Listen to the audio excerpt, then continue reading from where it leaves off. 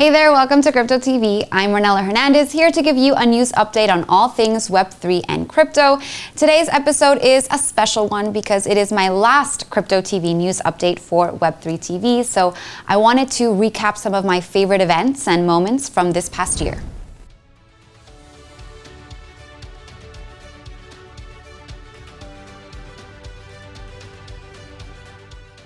Thanks to Web3 TV, I went to Hong Kong for the first time this year to attend a conference called the WOW Summit. WOW stands for World of Web3 Naturally.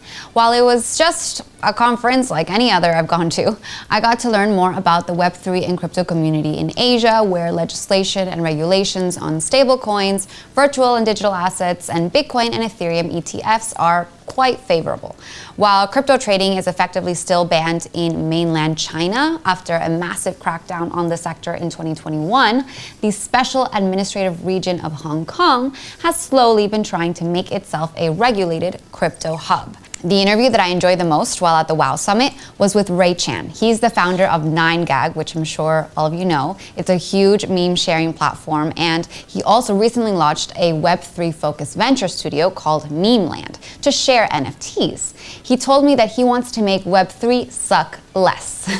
And at the end of each interview that I did at the summit, I asked him and everyone I spoke to the same question: to choose an important memory in their lives, a wow moment, I called it, that they would tokenize on-chain as an NFT, either from their professional careers or their personal lives. Some got really deep, like Ray Chan. I have two sons. Our first son, he passed away when he was like 3 months old due to flu.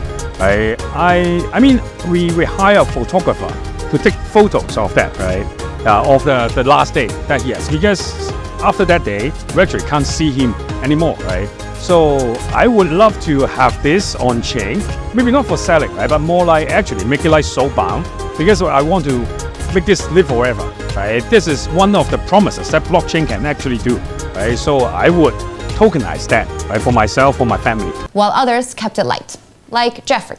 Oh my goodness, the first time I bungee jumped. Yeah, so actually, I'm not promoting Macau, but if you go to Macau, it's one of the highest bungee jumping spots in the world. And if you go there, try it. I would definitely tokenize that. Or Mel Gelderman, the CEO of Token.com. You know, one of the reasons I work in Web3 is because it enables financial freedom, right? Well, I'm into all kinds of freedom, right? And one of those is the freedom of movement. And the ultimate form of that is to get your pilot license, in my opinion. From bungee jumping to getting a pilot license. All good answers. I'd have to say that my interview with Ray Chan was definitely my most memorable one of 2024. Now, on to my favorite conference, Paris Blockchain Week. It was my first time attending this conference, and boy was I blown away by the scale of this one, mainly because of the venue.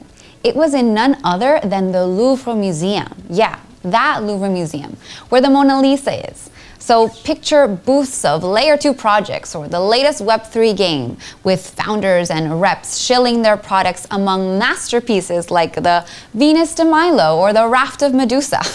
No, okay, I'm just kidding. Yeah, we weren't actually inside the galleries. We were in what is called the carousel of the museum. So that's the shopping area, managed by Westfield Malls, actually. So that's gift shops, clothing, jewelry.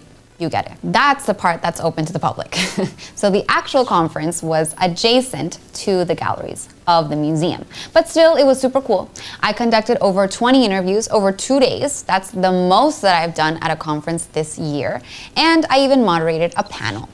I also ate a lot of croissants. My most memorable interview was with John Woods, the Chief Technology Officer at Algorand. And not just for what he said during this interview, but look at this tweet that the Algorand Foundation posted, grabbing a screenshot from our interview.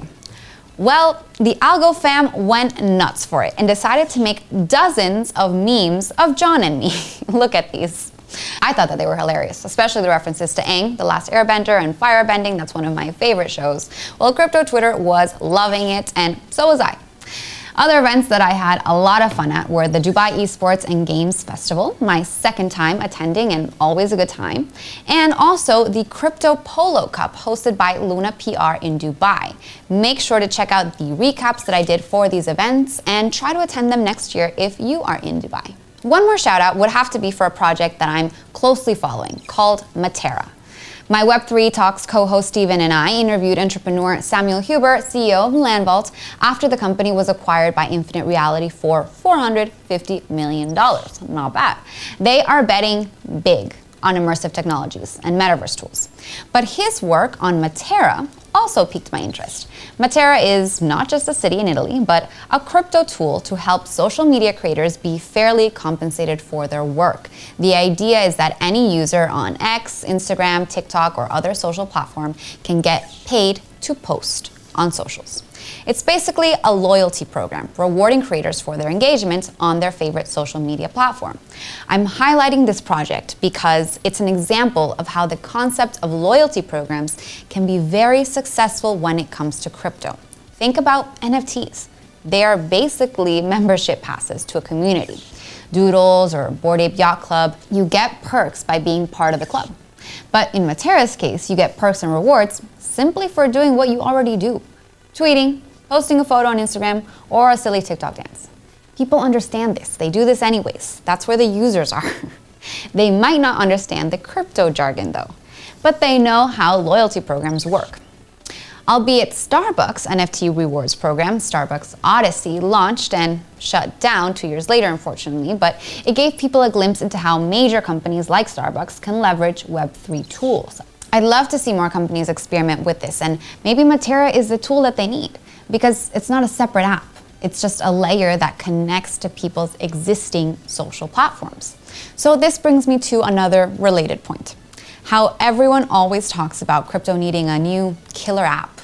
And back in 2021, there was so much VC funding poured into new social apps, gaming and metaverse apps that unfortunately didn't get the desired or expected mass consumer traction. Perhaps because people don't want to migrate away from the apps that we are already using every day. Or maybe it was a marketing issue. I don't know. But the truth is that consumer behavior hasn't changed in decades. There's two things that people love to do: post stuff about their lives and buy things.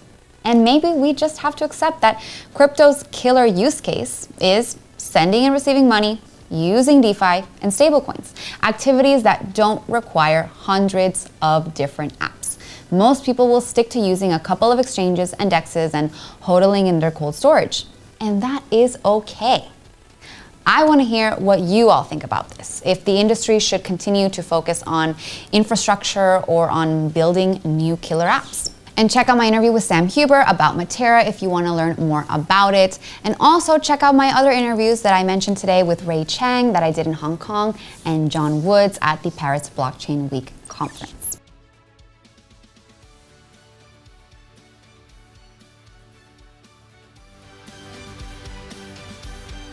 Today in the crypto market, Bitcoin is trading at $58,504 today.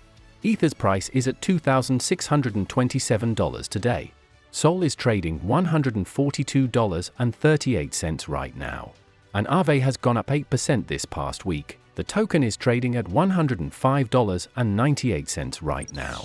Friends, thank you for all the memories and the memes and for tuning into Crypto TV today and in the past. Don't forget to check out this week's Crypto TV conversation. You can expect a couple more interviews in the coming weeks and more from Web3 TV in the future.